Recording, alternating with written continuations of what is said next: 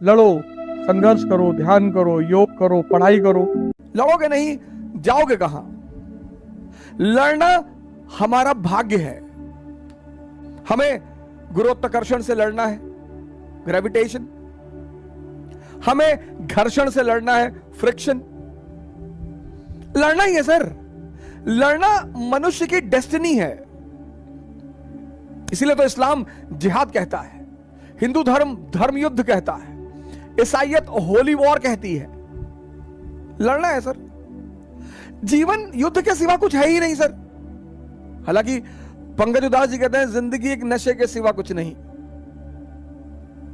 तुमको पीना ना आए तो मैं क्या करूं? किसी गाने में अमिताभ बच्चन जी के बोल हैं कि नशा शराब में होता तो नाश्ती बोतल। सब छोटे मोटे नशे हैं सर, बहुत छोटे मोटे नशे। अगर ये आपको प्रभावित करते हैं तो आपका मन विकसित नहीं हुआ सर।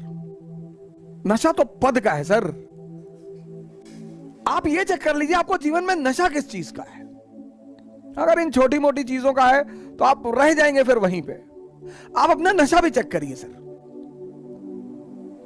मोदी जी को नशा रहा होगा, लालू जी को नशा रहा होगा।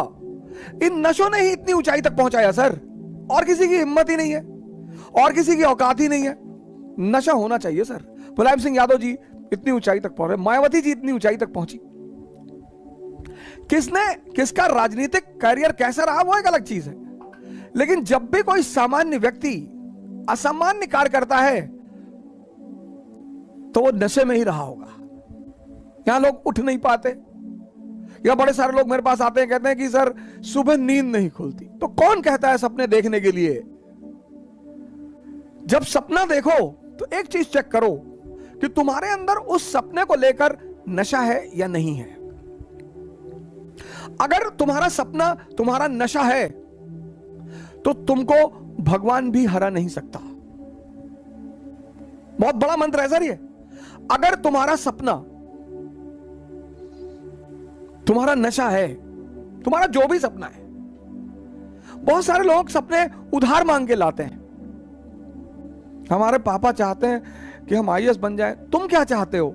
नहीं, हम तो बैंक में भी काम कर लेंगे। तब तुम नहीं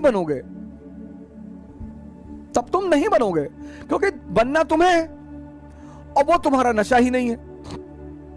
बहुत सारे लोग जीवन यापन के साधन ढूंढ रहे हैं, एम्प्लॉयमेंट के साधन ढूंढ रहे हैं। बहुत सारे लोगों को महत्वाकांक्षा और जीवन यापन में फर्क ही नहीं पता। महत्वाकांक्षा एक नशा है।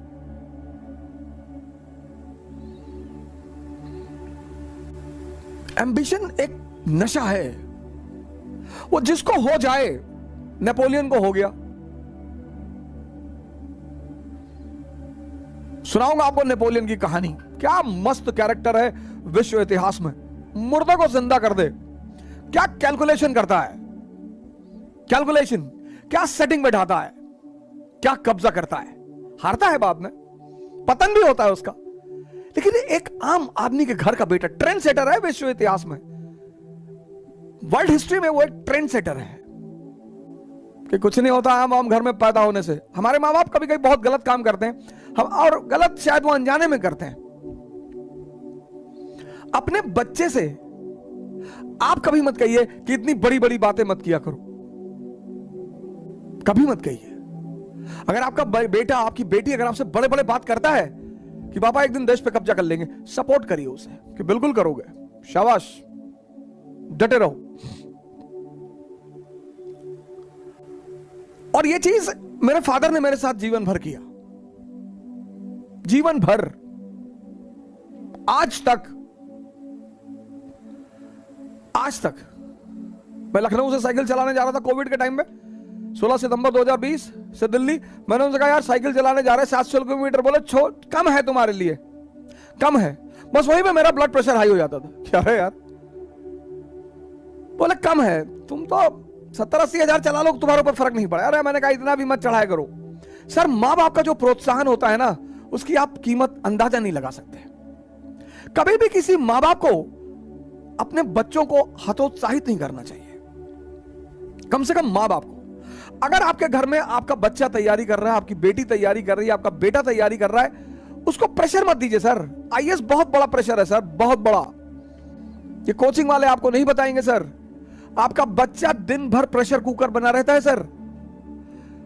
ऑप्शनल रिवाइज करना, मैं जानता हूं आप नहीं जानते इन बातों को, बहुत सारे लोग हैं आप में से, जैसे मेरे माँ बाप नहीं जानते थे, ऐसे आप में से बहुत सारे माँ बाप हैं जो नहीं जानते होंगे। कोई बात नहीं सर, अपने बच्चों पर दबाव मत बनाइए सर। उन्हें जब भी फोन करिए शाम को, कुछ पॉजिटिव खबर सुनाइए, कुछ अच्छा बताइए, कुछ मोरल बूस्ट करिए उनका। उनसे कहिए कि भाई तुम्हारे लिए क्या है, तुम तो, मुझे डर है कहीं आईएएस बन के छोड़ ना दो।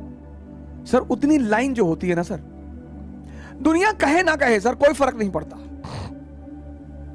लेकिन जब मां बाप ये बात कहते हैं ना सर, सर बहुत फर्क पड़ता है सर। मैंने अपने पिताजी से देखा सर, बहुत फर्क पड़ता है सर, बहुत फर्क पड़ता है। मां बाप को अपने बच्चों का प्रोत्साहन, उन्हें डराना नहीं चाहिए। मां सोचते हैं डराएंगे तो जब बच्चे ज्यादा काम करेंगे, सर ऐसा नहीं है सर। उन्हें मौका दीजिए सर। आईएएस कहती है 21 साल एलिजिबिलिटी है, वो जानती है कि अब समझदार हो चुके हो, अब निर्णय ले सकते हो। आप उनसे सच्चाई बता दिए कि देखो बेटा पढ़ा ही सकते हैं, एक बार ये सारा पैसा पढ़ाई में लग गया, फिर उसके बाद तुम्हारी कोई मदद ना कर पाएंगे, तो जब तक आ रहा है तब तक तुम कहीं स्टैब्लिश हो जाओ। कल इसी उद्देश्य के साथ आपसे फिर मुलाकात होगी। जय हिंद।